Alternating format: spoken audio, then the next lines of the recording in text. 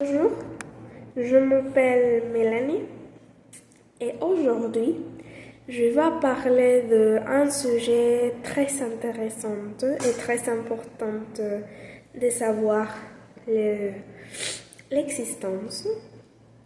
Le sujet s'appelle illettrisme, grande cause nationale 2013.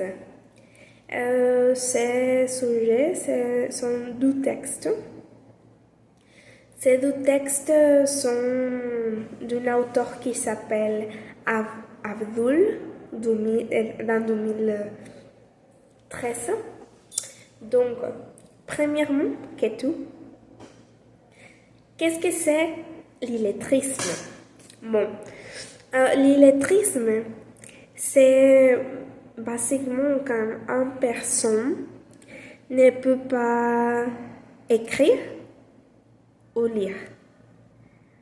Ces personnes ne peuvent pas se communiquer de manière écrite parce qu'ils ne peuvent pas lire et ils ne peuvent écrire.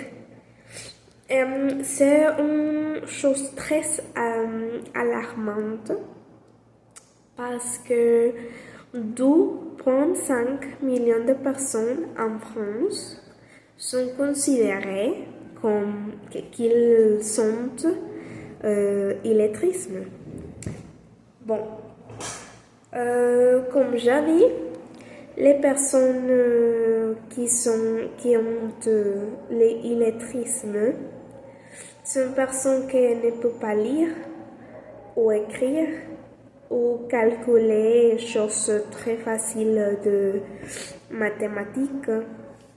Donc, la problématique ici, c'est que ces personnes illettrées ne peuvent pas vivre une vie normale comme toutes les personnes, parce que comme nous savons lire et écrire et calculer sont des choses de très importantes pour la vie. Exemple, quand nous sommes enfants, peut-être à l'école primaire, dans premier degré d'école primaire, nous apprenons à lire et écrire. Et à partir de cet âge-là, comme 5 ou peut-être que 6 ans, les personnes les enfants peuvent commencer à avoir une vie avec les connaissances nécessaires pour commencer à être une personne indépendante. Un autre exemple peut être que ces personnes qui ne peuvent pas lire ou écrire, ils ne peuvent pas passer d'école primaire, ils ne peuvent pas aller au collège, ils ne peuvent pas aller au lycée et à l'université. Donc, ils ne peuvent pas travailler et avoir de l'argent comme une personne qui a un degré universitaire, par exemple. Autre chose, c'est que cette personne ne peut pas apprendre une autre langue complète. Pourquoi? Parce que, par exemple, peut-être qu'il parle et qu'il comprend ce que autre personne dit, mais, par exemple en espagnol, mais cette personne ne peut pas comprendre la totalité de la langue ou toutes les compétences de la langue. Par exemple, compréhension orale, peut-être qu'il a compréhension écrite, non parce qu'il ne peut pas lire. Production orale, peut-être oui, mais production écrite. Donc, ils sont la moitié des compétences même dans leur langue maternelle. Donc, ils ne peuvent pas avoir une langue seconde s'ils ne peuvent pas comprendre leur langue maternelle.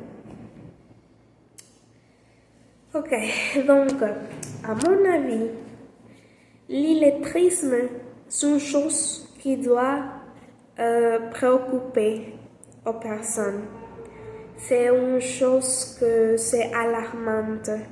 C'est une chose que on doit penser que c'est un problème réel.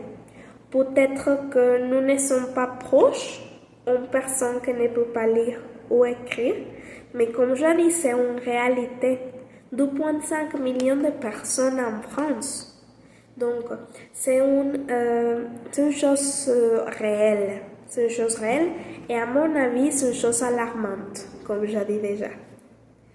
Il y a personnes qui sont expertes dans le thème, que peut-être ils peuvent aider. Un exemple,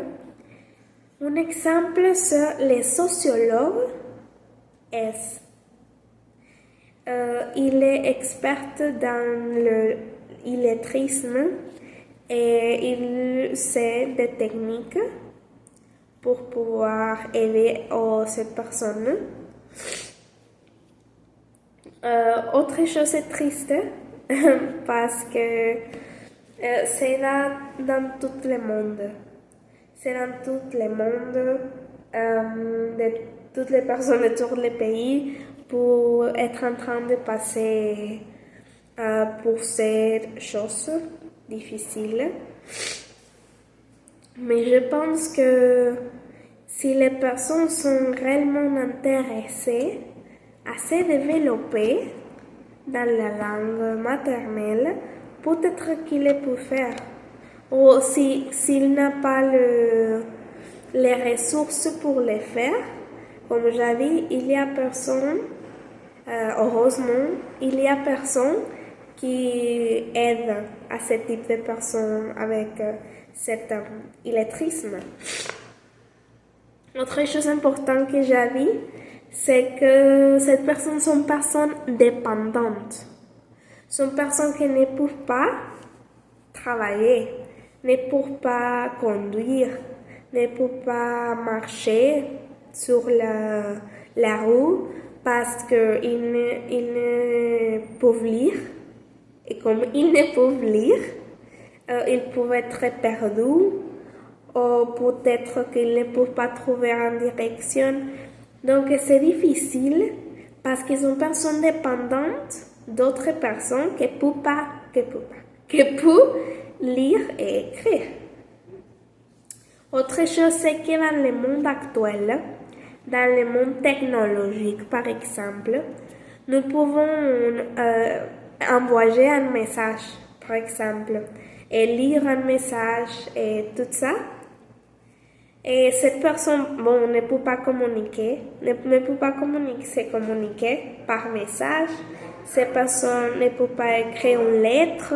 Cette personne, comme j'ai dit, il reste dans la première degré de primaire, d'école primaire.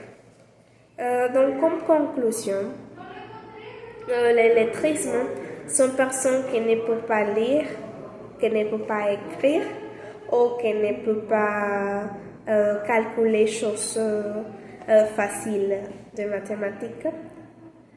C'est un problème réel, comme j'ai dit, c'est important que les personnes soient,